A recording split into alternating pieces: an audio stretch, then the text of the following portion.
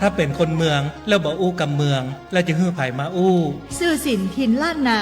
สัพเพเหระม่วนยันสันเล่ากับแหวชุติการเหล่าใช้สวทลำปาง FM 97 MHz 054 224 556คนเมืองหรือเปล่าคนเมืองแม่นก่อถ้าเป็นคนเมืองฟังซื่อสินเห็นแล้วนะโดยการเจ้าถ้าว่าแม่นคนเมืองฟังได้ก็ฟังได้เจ้าฟังได้หมดเลยบ่ว่าจะคนเมืองหรือว่าปัจจัยคนเมืองฟังได้หมดเจ้าเนาะวันนี้ก้าฝุ่น PM 2.5 บ้านเฮาเป็นจะได้มาติดตามกันเจ้า29.7 สีเหลืองนะก้าฝุ่น PM 2.5 ต่างสสจ.ลำปางเนาะหรือว่าชื่อเต็มก็คือสำนักงานสาธารณสุขจังหวัดลำปางเป็นก่อรายงานสถานการณ์ก้าฝุ่นละอองขนาดน้อย PM 2.5 ประจำวันที่12มีนาคม2569ระดับปานกลางก็คือสีเหลืองก็ให้พี่น้องประชาชนดูแลสุขภาพหลีกเลี่ยงกิจกรรมกลางแจ้งเป็นเวลามื่นๆนะแล้วก็คือใส่หน้ากากอนามัยเมื่อออกนอกตัวอาคารตัวเจ้าแล้วก็ดูสำรวจดูตัวเก่าโดยว่าเอามีอาการผิดปกติอย่างพ่องก่อถ้ามีอาการผิดปกติก็คือไปพบหมอนะเจ้าคือไปพบหมอบ่อยๆเนาะ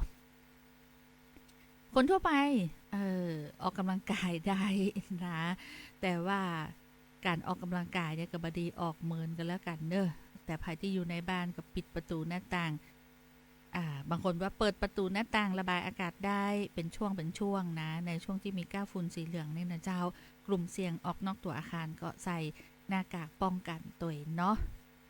แล้วในช่วงนี้คนก็ชอบเป็นตุ่มมาอย่างบ่ฮู้นะเต็มเนื้อเต็มตัวบางคนก็เป็นงูสวัสด์เลยนะแต่บางคนก็บ่ใช่งูสวัสด์แต่เป็นโรคอีสุกอีใสเป็นผื่นแดงเป็นตุ่มใสคันไปทั้งตัวนี่ต้องระวังด้วยนะเจ้าเรื่องของโรคอีสุกอีใสบ่ใช่มีการละอ่อนนะจำได้ว่าตัวเก่าเนี่ยปอนใหญ่แล้วนะอายุ20ปลายแล้วเหมือนอันที่ว่าเป็นอีสุกอีใสนี่นะเจ้าเพราะฉะนั้นก็ต้องดูแลตัวเนอร์สำรวจตัวคนใกล้ตัวเป็นโรคที่ติดต่อกันง่ายโดยที่บ่ฮู้ตัวนะเจ้าโรคอีสุกอีใสนี่นะถ้าอยากสอบถามเกี่ยวกับโรคเนาะก็1422ได้เนาะสายด่วนกรมควบคุมโรคนะเจ้าก็สอบถามได้เนาะเรื่องของพลังงานต้องบอกต่อเลยเน้น ให้ช่วยกันประหยัดพลังงานเนอะ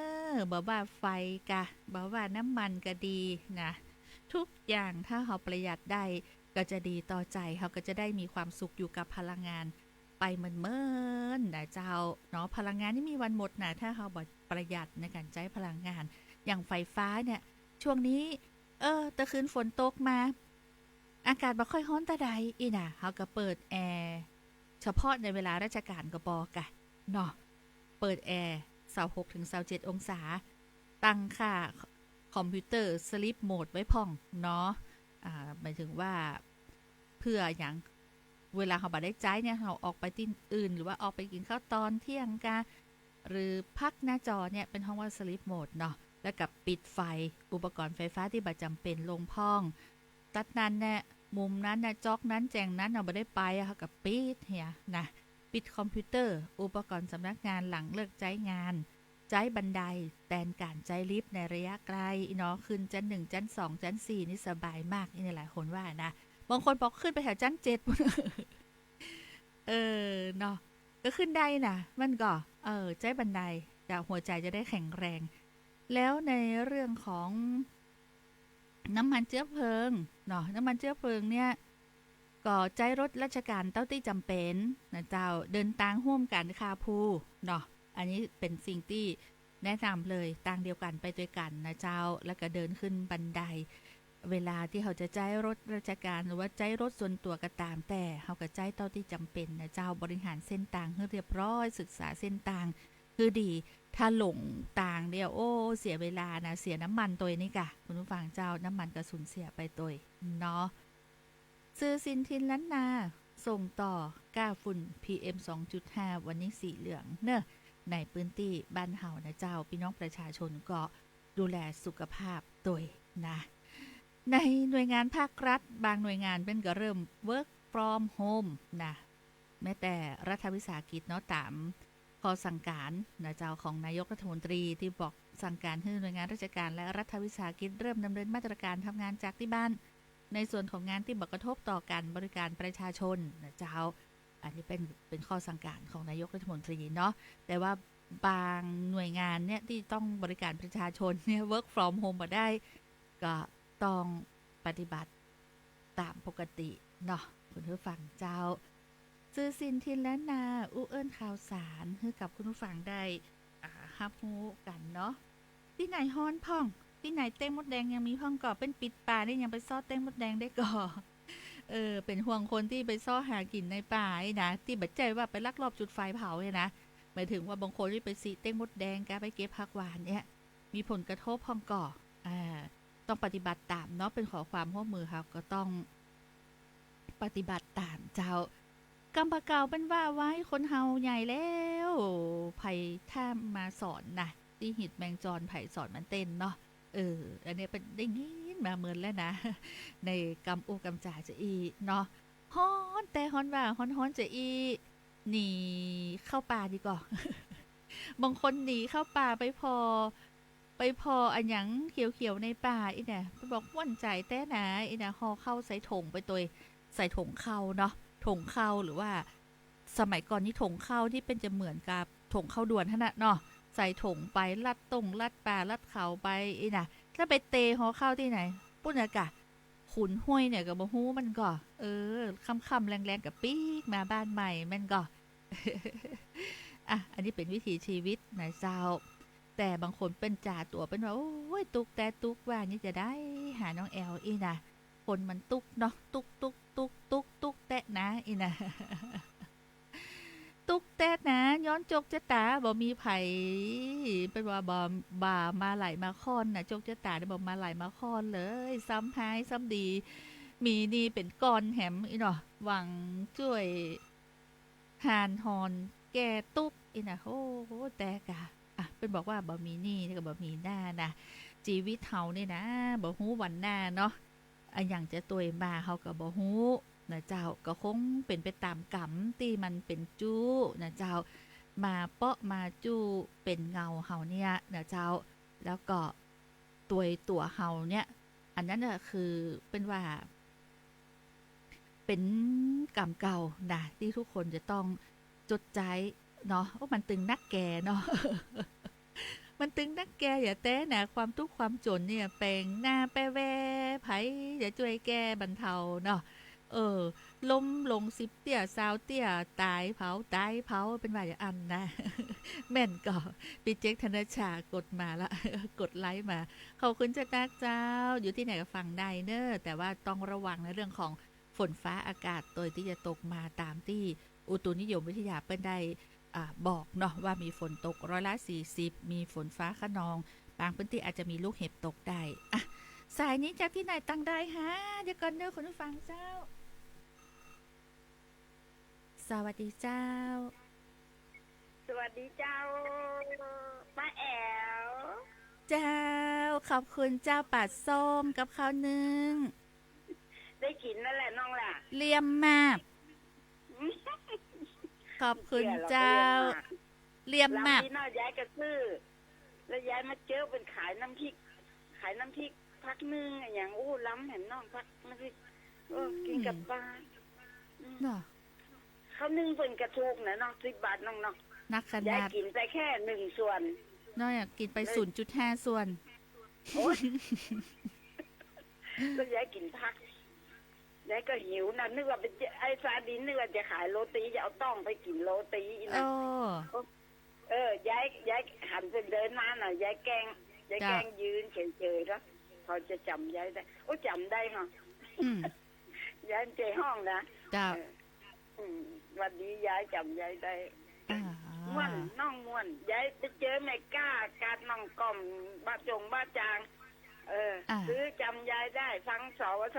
ย้ายกินแก้วคนงามจ้าอีกจริงๆนะน้องแอวคนเรานะหาความสุขนี่หาได้ยากนะเจ้าย้ายบ่มีไอ้หยังเหมือนคนอื่นเปิ่นบ่มีพ่อเหมือนคนอื่นแต่ยายมีความสุขกับน้องอันนั้นล่ะสุดยอดแล้วเจ้าเนาะ เจ้า เนาะเจ้าเป็นออกวิทยุก็ ออกกะน้องแอวเนี่ยครับสัญญาณออกวิทยุจะหู้ไปหมดนะยายกินแก้วนี่ไปหาเขาที่ทีมงานนะผ่านออกเฟซบุ๊กก็ออก เหรอ เจ้า เท็ดลูกออกนี่คนที่บ่เคยหันยายคงหันแล้ว หันหมดนะคนยายกินแก้วคนแง้มนะแต่เป็นจะได้นะหันหมดหันเสียงหมดนะ แล้วยายใส่เสื้อสีหยังอ่ะ สีขาวสีมะหัว สีดำทำหอมอ่ะ เจ้า แต่งตัวกำเมียงคนเมียงอ่ะ เจ้า ไปเจอคนเยอะ แล้วก็เดินดีเนี่ยมันบ่กลัวลื่นบ่กลัวมืดนะน้อง อืม ซาดินมันจูงย้ายกำตะกร้ารคือยายเอาก้องแขน เจ้า เขียนคือยายก้องแขนแล้วเดิน อ่า เออ เจ้า ดีแล้วน้องได้กินยายก็นึกถึงน้องเนาะ ขอบคุณจ้ะนะเจ้าย ายก็เลย เจอไอ้บรรหารว่ายายจะฝากให้น้องแอลเนอะอีเนาะ อืมเจ้าย ายก็เอามาให้กินบ้านอร่อยเนาะ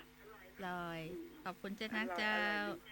ขอบคุณนะน้องเนอะกินให้ จ้ะ กินให้ล้ำๆเนอะยายเจ้าน้องกินบ่หมดหรอก คาดผิดละอืม ได้เยอะอย่างนั้นยังไม่หมดหรอก เจ้า ขอเพลงเฮ้ยยายมีฟังสักเพลงเนอะเอาเพลงเจาะเจาะเขาชอบเต้น อ่าได้กะ เจ้า เจ้า ขอบคุณเจ้า เจ้าอ่ะอยากกินแก้วแล้วจ่ายละยังฝากมาฮือนะ ฝากอะไรอย่างก็ปลาส้มนะ ได้อิ่มไม่ตอนย้อนกับอยากกินแก้วฝากครัวมาคือกินเนี่ยถ้าบอันกะ ถ้าจะไปได้กินเตื้อคุณรอจัดรายการแล้ว3 โมงว่าจะได้กินข้าวตอน อู้ถึงตะวันนี่ได้กลิ่นเมียงนะแม่บุญเป็นเอาเมียงมาฮือจิมเป็นเมียงแห้งจะได้ฮู้บ่จะเป็นเมียงเป็นกำนะคุณผู้ฟังเจ้าอาศัยไหนสวัสดีเจ้า พอดีที่กำลังอู้ถึงแม่บุญก็ต่อ แม่นว่าตะวันนี่เป็นห้องว่าเมียงอะหยังนั่นน่ะมันเหมือนข้าวแต่นจะได้กับบ่ฮู้ เมี่ยงคำนะลูก เมียงคำอีเนาะ เจ้าแกไปปูนกอันเนี้ย อ๋อแต่ว่ามันเป็นเมียงคำแห้งเนาะ เจ้าเอาอบเอาฮะ อ๋อเอามาอบ ถ้า เอา ข้าวที่เขาเอาเป็นน้ำไปเป็นห่อกินแล้วมันย้อย อ๋อจะอันเนาะ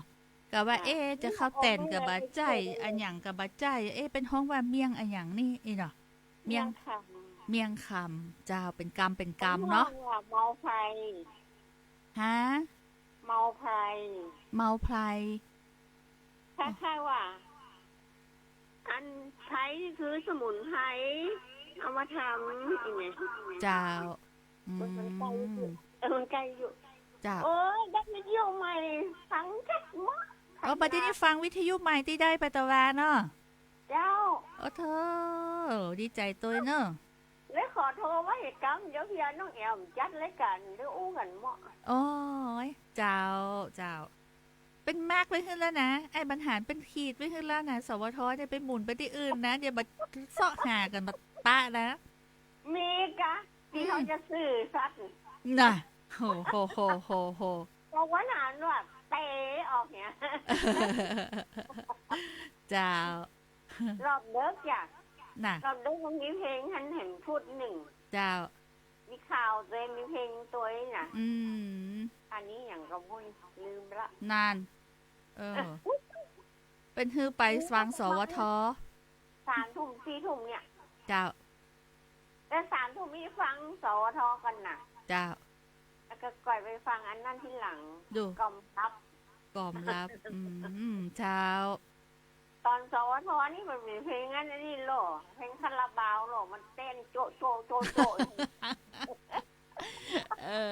อ่ะเจ้าขอบคุณเจ้านะเจ้า นี่มีเพลงก่อน มามีกะอู้กับแม่บุญนี่กะไปมีเพลงจะได้ โอ้ยหมดเลยล่ะ ขอบคุณมากๆนะเจ้าบอกขอออเนอร์ เจ้า เจ๋วเลย เจ้า เสียบปลั๊กเอาเนอะไม่ต้องไปซื้อทานมาใส่แล้วนะ ไม่เอาไว้ในที่นอนไม่กลัวไฟเหมาะ เจ้า นี่ทานอยู่นี่กล่องหนึงแล้ว อ๋อเจ้าเสียบปลั๊กเอาเสียบปลั๊กเอา ลดคนละครึ่งได้เขาแล้วอย่า เจ้า ดีใจตัว เอาไว้กล่องหนึงเลย เจ้า ยาเขียงนั่นเอาไปให้หลานที่บ้านเนี่ยแล้วก็เอาเขียงไม้เล่นก็เล่นทานน่ะ เจ้า ก็เล่นไฟฟ้าน่ะ อืม ถ้ามันชอบมันดูดเรารับอยู่อ่ะ อ๋อบ่ต้องกลัวบ่ต้องกลัวอืม ตัวอย่างมีแล้วเหรอ เจ้า เอาเล่นโทรศัพท์มันเหรอ อันนี้วิทยุบ่เป็นหยังบ่เป็นหยังคนละอย่างเจ้า เจ้าเกี่ยเจ้า เจ้าเจ้า ไปร้องเกี่ยวพอก่อนนะ น่ากะเจี้ยกันกะเจี้ย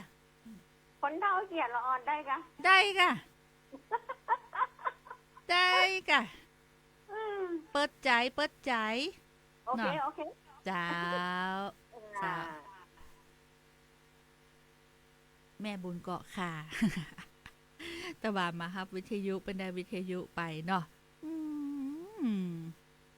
แต่งตัวยังงามเลยนะ ก็เลยกึดถึงว่าแต่ว่าเป็นเอาอย่างที่เขากินว่าเมี่ยงแบบว่าเมี่ยงคำก็เลยกึดถึงเมี่ยงสมัยบักเก่าเนาะคนเมี่ยงเฮาเนี่ยนะอีน้อยไปซื้อเมี่ยงให้ยายกำอีน่ะ เอามา2 กำเนอะอีน่ะเขาก็นึกว่าเอามือกำอีน่ะเมี่ยงนี่เป็นกำเนาะแล้วกระตอกเมี่ยงนี่ว่าที่เหมือนกับตอกอย่างอื่นนะหมายถึงว่าเป็นเอามัดเมี่ยงเนี่ยเป็นใจตอกเนาะไม้ไผ่เนี่ยจากสานมาแล้วก็เอามามัดรอบเป็นกำเมี่ยงนะจะไปซื้อเมี่ยงแก่มานะเอาเลือกพอที่กำมันอ่อนๆเนี่ยเอากำอ่อนๆนะมันเป็นไปเอาเมี่ยงหยาบมาเนอะอีน่ะเนาะเป็นห้องไว้อ่านนั่นกืดได้สมัยยายใจไปซื้อเมี่ยงมาเป็นจะแป่งเมี่ยงเป็นอมเป็นจะแป่งไปวัดเนี้ยใส่เมี่ยงบุรีอย่างเอี้ยเนาะใส่ขันข้าวไว้นะไปซื้อเมี่ยงมาให้ยาย2 กำเอาเรียกกำที่ใบหยาบนะอีน่ะคือบะแก่เอาที่อ่อนๆอีดูต้องเลือกแถมกำนะต้องเลือกแวนนะแล้วก็ห้ามโดมมือเนอะกินเมี่ยงที่จะติดมือแล้วคือกินเมี่ยงมันจะฝาดเนาะคุณผู้ฟังเจ้าโอ้นึกย้อนไปเมื่อ40-50 ปีไปก่อนไปนี่นะมาเราเกิดเมินด้วยเนาะนึกย้อนไปสมัย40 ปีนี่เคยเดินไปซื้อเมี่ยงฮืออุ้ยนะฮือหม่อนนะเจ้าแล้วก็มันเป็นเมี่ยงฝาดนะบ่ใช่เมี่ยงคำอย่างที่แม่บุญก็ค่ะเอามาฮือตะวาเป็นเมี่ยงที่เป็นพัฒนาแปรรูปแล้วก็เก็บไว้เหมือนในลาเป็นเมี่ยงอบแห้งเป็นแห้งแล้วใส่ในเป็นห้องว่าแพ็กเกจจิ้งใหม่ละเป็นคนรุ่นใหม่แต่สมัยก่อนนี่เป็นกำนะลองกึดพอเตอร์ตอกเนี่ยที่เป็นเอามัดเมี่ยงเป็นกำเนี่ยก็โตประมาณสักนิ้ว2 นิ้วอะเนาะความหนาของตอกที่มัดนี่นะเพื่อที่เวลาเอาเมี่ยงมาเป็นกำเนาะแล้วก็มัดไว้เนี่ยโอ้โถเป็นลำใจได้ เมี่ยงส้มเมี่ยงฝาดเมี่ยงหวานสปาเมี่ยงเลยเนาะสมัยนั้นนะเวลาไปซื้อเมี่ยงเนี่ยจะมีเมี่ยง3 อย่างจำได้อยู่จะมีเมี่ยงส้มเมี่ยงฝาดเมี่ยงหวาน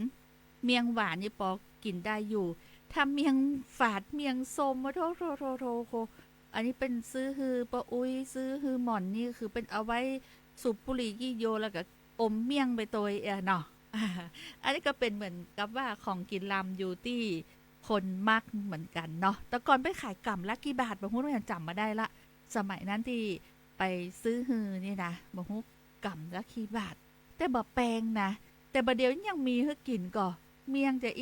หายไปแล้วยังบ่ฮู้เนาะถ้าบ่อู้ก็ลืมไปแล้วนะแล้วก็ยังมามักกันกับบ่ฮู้กับเมี่ยงเนี่ยหน้าตาก็บ่ใช่งามนะเป็นใบเขียวกับบ่ใช่เขียวแต้นะเขียวปนเหลืองเขียวจะได้บ่ฮู้แล้วก็ลำเนี่ยเนาะ กำกี่บาทไผ่ตันกำกี่บาทเล่าให้ฟังตัวเนอะคุณผู้ฟังเจ้าแฟนรายการสมัยนั้นน่ะที่อมเมี่ยงเนี่ยเป็นขายเป็นกำหรือว่าเป็นขายเป็นกำเจ้าถึงเรื่องของกินสมัยก่อนเนาะเมี่ยงบาลังคนนี้เคยซื้อเมี่ยงกำละบาทเดี๋ยวละกัน สวัสดีเจ้าน้องแอล เจ้า ไว้นั้นเก๋เจ้าแม่มอน เดี๋ยวนี้มันแป้งนะน้องแอล ฮะ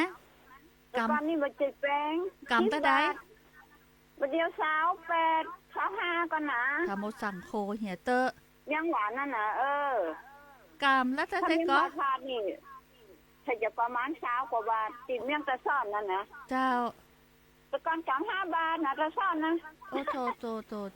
บ่เดียวแปลงนะไม่เนอะ25 28กันนะ อ๋อ เขาขาย เจ้าโอ้ จิกาแท้ในแม่ออมสินนั่นไง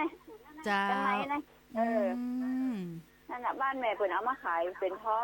น่ะเขาซื้อเป็นท้อมาเลยน่ะ เจ้า จ้ะเพิ่นเอามาขาย อ๋อ แปลงนะแม่เนอะเดียวว่า แปลงเนาะเจ้า เพลงหยังก็ได้อะ ได้ ตะ กะ กี้เพลงหยังแม่ที่ขี้จมขี้ดานั่นนะ ขี้จมขี้ด่าโอ้จำมาได้ ที่ แล้ว มัน เมีย เพลงหยัง เมียขี้จมกะฮะ แหละวันนี้ไหนแม่ว่า เจ้า วันหลังไปได้แม่ฟังกำวันนี้ ได้ อีเนอ เจ้าส เสี วั ย ส ง ดี ทุก เจ้า สายทุกคนที่เซ็นน้องแอลเนอ เจ้า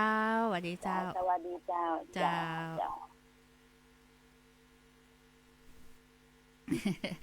เมียงแต่ก่อนกำ10 บาท5 บาท10 บาทอีนอในยุคหม่อนนี่ก็ถ้าอยากกำละบาทบ่ฮู้นอ แล้วอู้ถึงคนที่มักลาบมักซาอะโดยเฉพาะเรื่องของคนมักจีนเนาะจีนซานี่ก็จะต้องเป็นจีนควายนะถึงจะลำนี่นะเป็นมาจะอัน ถ้าลาบหมูนี่สู้ลาบควายมาได้ แล้วทีนี้ถ้าไผ่ลาบฟานอีดูก็ยังเด็ดนะกันน้องแอลอีเนาะไผ่จะไม่ได้กินง่ายๆลาบฟานนี่ปันหวานเนอะอีเนาะ ดีฟานนี่เป็นจะได้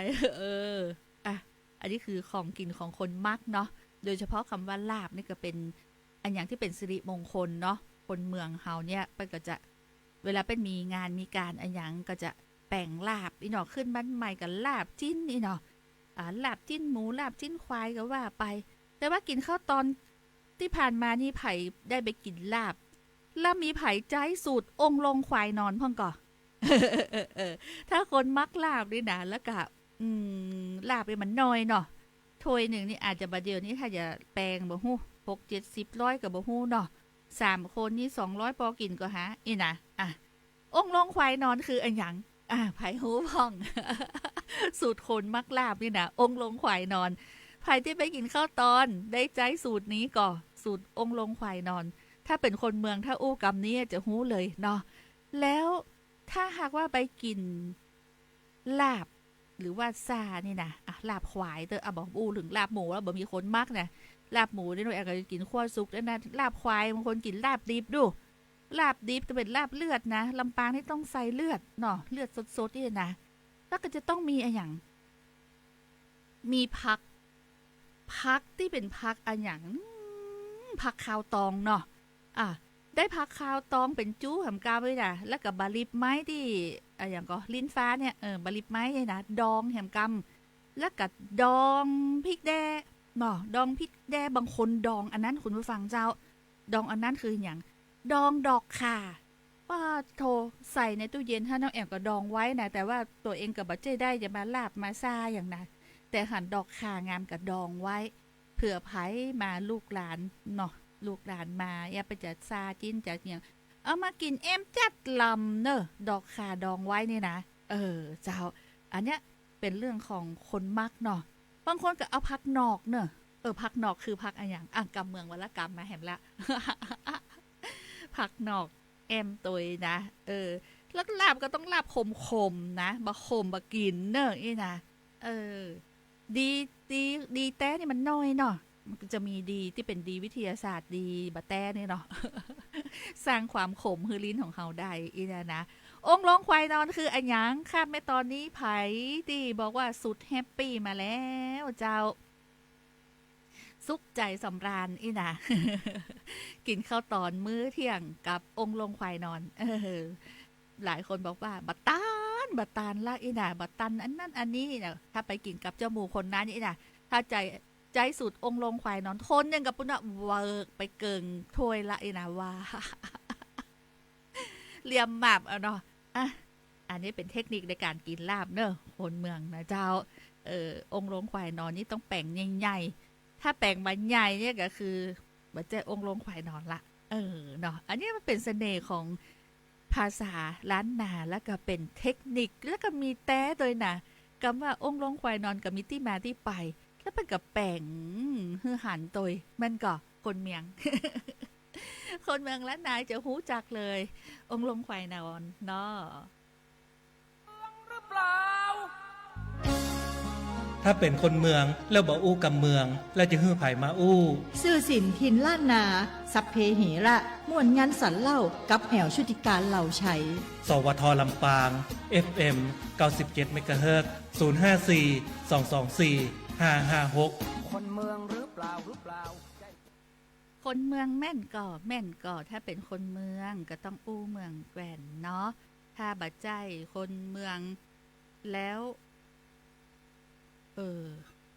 เป็นคนอื่นอุ้มยังได้อันนั้นแบบเก่งอะละนะสุดยอดเนาะคุณผู้ฟังเจ้าพูดถึงนะสถานการณ์ฝุ่นควัน PM 2.5 ช่วงนี้เนาะเปิ้นก็ปิดป่าถ้าใครจะเข้าป่าในแต่ละชุมชนเนี่ยเปิ้นก็จะต้องขออนุญาตเนาะสเปะสปาเข้าไปนี่อาจจะถูกจับถูกดำเนินคดีได้นะโดยเฉพาะคนที่ไปลักลอบจุดไฟเผาป่าเผาดอยไปล่าสัตว์ป่านี่ก็มีความผิดตามพรบคุ้มครองสัตว์ป่าแหมกายเป็นว่าโอ้ยแทนที่จะได้กินฟานลำต้องมาเสียค่าปรับถูกจับถูกดำเนินคดีแหมเนาะสัตว์ป่าเป็นโดยเฉพาะในพื้นที่เขตป่าสงวนเนี่ยก็จะถูกดำเนินคดีคุณผู้ฟังเจ้าซื่อสินทินล้านนาฟังเพลงม่วนๆเนาะให้คุณฟังได้ฟังเพลงม่วนๆในช่วงของรายการเจ้าจะป่าไปแอวเมืองลี้สกรรมดูแฟนรายการตั้งอำเภอลี้ส่งฮือเด้อเพลงนี้นะแอวเมืองลี้เจ้า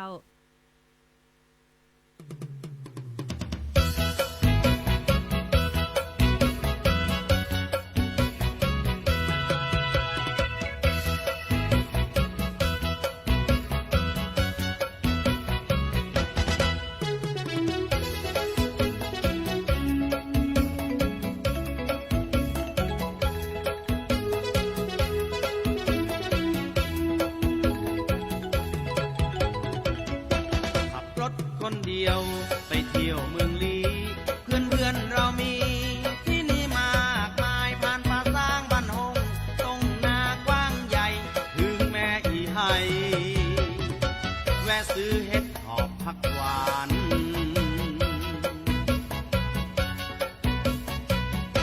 เห็นวัดบ้านปางทางขึ้นบนเขาคารวะครูบาเจ้าศรีวิชัยท่านกินกำเนิดท่านมีอยู่ที่นี่มานาน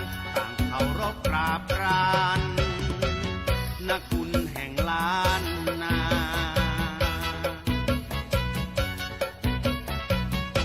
ห้วยบงแม่จ้องแม่ปอกแม่ตื่นผาแสนพระหมื่นยืนประงานรึงปราสันประสักสันวิไลวังมนแม่เตยห้วยสาลาบ้านไร่วงศาพัฒนาแม่แน่น้องบัวคำ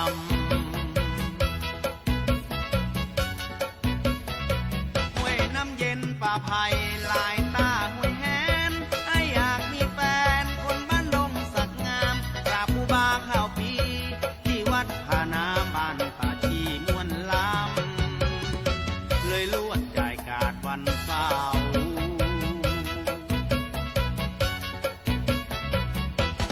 ถึงวังดินเยือนถิ่นเมืองลีมันยินยอมต่อมีมนุษย์ต่างดาวป่าหกวงคำบ้านหงบ้านแวนนารินน้องสาวจำเราได้ไหม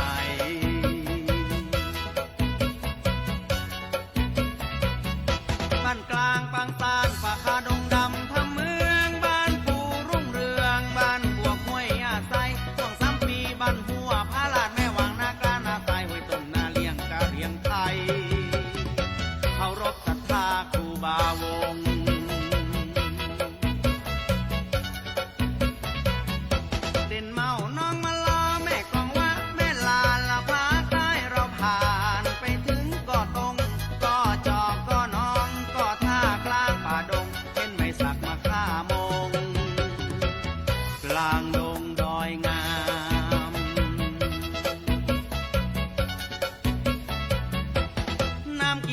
โปร่งล่องลงแก่งก็ดีดซึ่งสีตลอดจอยสอร้องรำรื่นเริงบันเทิงใจได้แอวเมืองลี้ชี้นำกลางเรือนแพพรบคำล่องลำน้ำปิง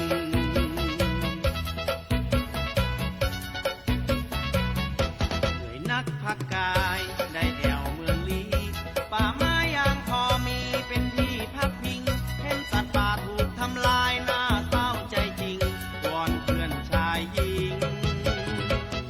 อย่าทอดทิ้งเมืองลีบ้านเฮา